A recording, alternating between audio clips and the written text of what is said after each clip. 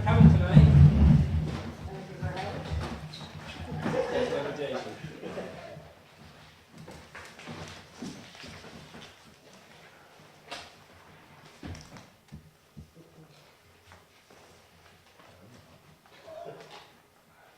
First on the agenda is Mr. Thompson with New Hampshire DOT. How you doing? Good, Harvey. Very good. Appreciate you taking a few minutes to listen to me this evening. I wanted to present you the proposed signing improvement project on certain roads in your state here, your city.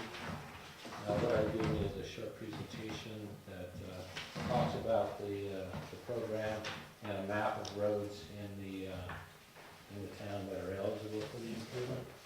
The red roads are town maintained roads, and the blue roads are state maintained. Also, I have an example of a plan set that we did in a couple other towns, just so you can get an idea of what the project looks like. This is similar to what they're doing on the Spalding coming up, all the new signage. I'm not familiar with that specific project. This focuses on one of our critical emphasis areas in the state to reduce fatalities, which is on lane departure crashes. So the majority of our fatalities in the state are lane departure type crashes, and installation and upgrade of warning signs is shown to decrease those types of crashes anywhere between 20 and 30%. I think you're probably down number 19 that we've done this in. We've done about 1,000 miles over the last 2 or 3 years.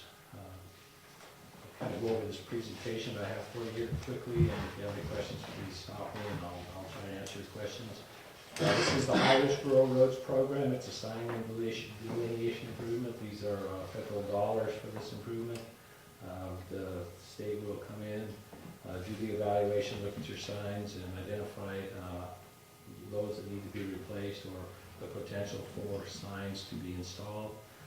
They'll put up together a plan like you have here and show what they're proposing, and you'll have the opportunity to go through that plan and see which sign, if you approve the signs that they're proposed for installation. Some of the challenges we may have had in other towns are when we don't do the homework up front, which is to look at these roads that we've given you and identify those roads that might be historical or something where we don't want to go in and put signs in. So we leave that with you, and that's kind of the first step after we get the agreement back, is for you to kind of look at that map and see which roads you don't want evaluated for improvements. Is Route 16 exempt from this or already up to standards? The blue line will do that, but the state will be maintained. There's no blue for Route 16. If it's not colored, then it doesn't meet this Grant, yeah.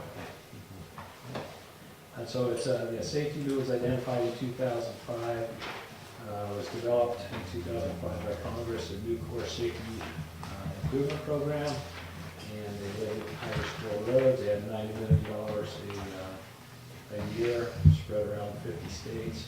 And she gets about $150,000 a year to spend on projects that are shown to reduce crashes, fatal and severe injury crashes. The way we identify our critical emphasis areas to spend this money is based on the data, and that's what you have on the bottom of page 2 there. The lane departure crashes are shown to be the longest bar. Probably the second longest bar in the state is intersections. So our 2 critical emphasis areas for safety improvements in the state of New Hampshire are lane departure crashes and crashes at intersections. On page 3 at the top there, we have just kind of a distribution of the crashes by functional classification. And the functional classification with the longest bars in each of these years happen to be the ones that are eligible on this map. They're rural roads, major, minor, and local roads in rural areas. So again, if you have roads that look like they should have been on there, it may just be that they're urban roads and not eligible for the federal dollars. The scope is the improvement of signing and delineation on HR 3P eligible roads to decrease lane departure crashes.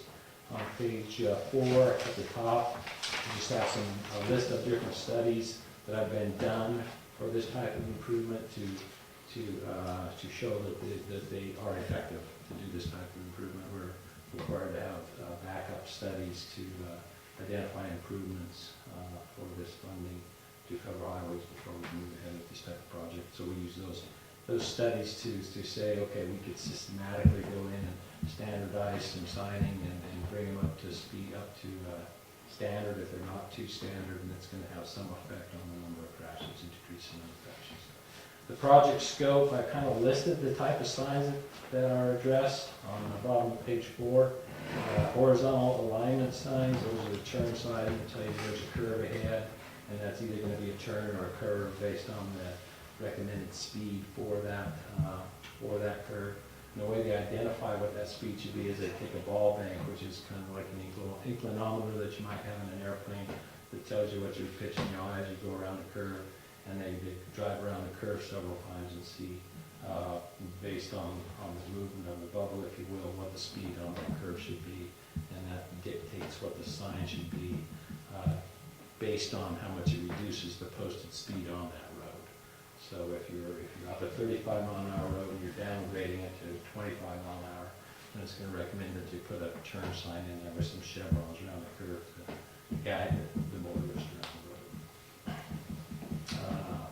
Other things would be advisory speed plaques. It's that give you the recommended speed around that curve, directional arrows possibly, a combination of horizontal alignment and advisory speed, curve speed signs, and chevrons, and possibly delineators.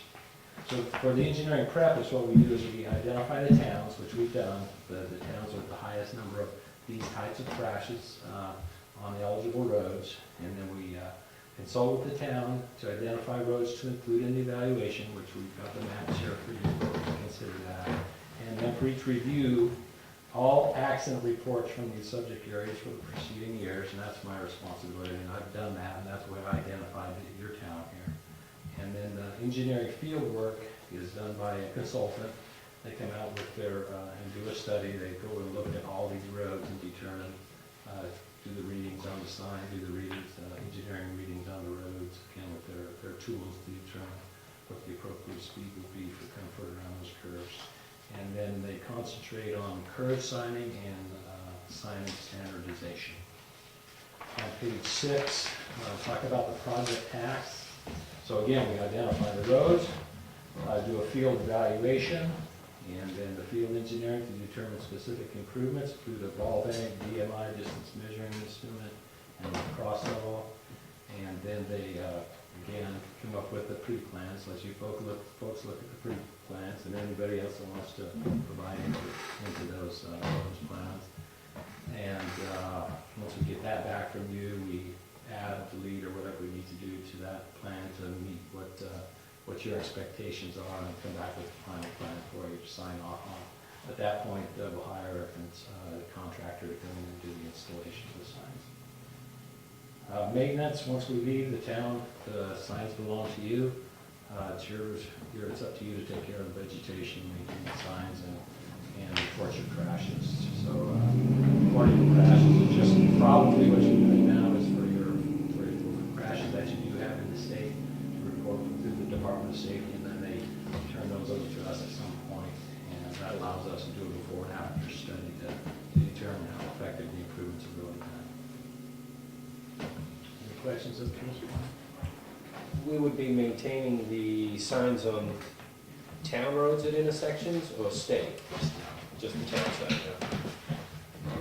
The state will go ahead and we'll upgrade them on the state roads. Yep. As far as signage go, they don't identify the condition of their roads, because we're talking 153 here, and that road, I don't care how many signs you put on that, it's seasonal, how fast you should go on that road. I mean, you get and they refuse to rebuild that road, all they want to do is shim and overlay at all times. Yeah. It's a lot of the accidents on that road, I would imagine, caused by the condition of the road, not because they don't know what curves coming up. Yeah, yeah.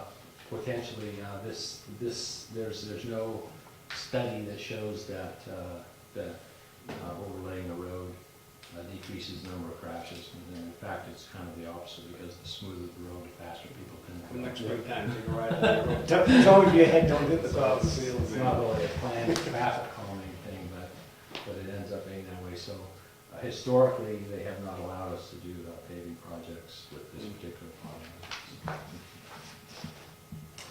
Page 7, what I've got for you there is a kind of an outline of a study in a county on the west coast where they went in and did this project. It shows a curve and turn signing, and it shows the plaque below it is 25, and then it shows the curve side. And so my question to you is, how fast would you drive around that curve? Would you slow down for that curve? So we have a speed plaque that says 25, and then the sign on top is a kind of a more gentle curve. And then to contrast that, look at the other side where they've gone ahead and put in the appropriate sign for that, and ask yourself, would you slow down for that curve more than you would for the other, where the sign is more of a turn rather than a curve sign. So it's just to make sure that they're properly installed based on the guidance of the manual on uniform traffic control devices. Standardization, the more we do things the same, the more people get used to it when they're traveling the roadway. On page 9, we have a picture on the top. On page 9, the photo on the top, we have 2 curves. One curve has chevrons and delineation on it, the other curve doesn't. So if you had similar geometric curves that you were driving around, you would expect similar advance warning and whatnot around curves. So that's where the standardization comes in. Other warning signs might include windy road signs, grade signs, if you have any steep grades on the town roads here. Page 10, we have some object markers. They just identify, for instance, the end of sharp guardrails or tight bridges, that type of thing. And then on the bottom of page 10, there's just some simple delineation. 11 is just some statistics that showed that for this particular study that there was a 42.1% decrease in accidents, and it shows the comparison they made with roads that they didn't do the improvements on the bottom of page 11. And based on the money that they spent for it, they spent $80,000 for the improvements, and they decreased, we can assign a value to crashes, and they decreased the number of crashes by $12 million. So the benefit cost for that particular improvement was 1 to 159. And so they figured a 42% decrease in crashes at that location. And I think that's about all I have for you. I'd be glad to answer any questions. The 100% funding, is that something that, are we gonna have to pay anything first and then get reimbursed, or is this something that the state just takes care of We'll altogether? take care of everything. I forwarded a copy of the agreement, I believe in a copy of the Yeah. work zone agreement. Yeah. The agreement, we need a triple sign on that, and then the work zone agreement, we need a triple sign on that. The work zone agreement just says that we're gonna handle the flagging rather than the county. So if we agree and we design a plan similar to this for us, Yep. is there still a point we could back out for some reason? Yeah, we're gonna get a pre-plan. I can't, I mean, it's not all new signs, it's also upgrading existing signs. Yeah. So if you have some signs that are worn, or things like that, we haven't had a town back out. Yeah, we had one town say they didn't want, 2 towns actually that either had municipal ordinances or something that said that they didn't put signs on the roads, and they chose not to participate. Scenic way or something, yeah. Yeah, actually it was for the whole town. Anyway, that's. But right now, if we did this, you would come in, you do everything basically, and then we just have to maintain and do report back. Yeah, the key is to communicate with you folks and to communicate with your residents and make sure that nobody gets a sign in their front yard, or they have a specific area. They have a location in Henniker where they didn't quite look at it as close as they could can. They had a Quaker area there, and they ended up getting some signs installed in that Quaker area. It wasn't really appropriate for what the folks expected. So you'll notice the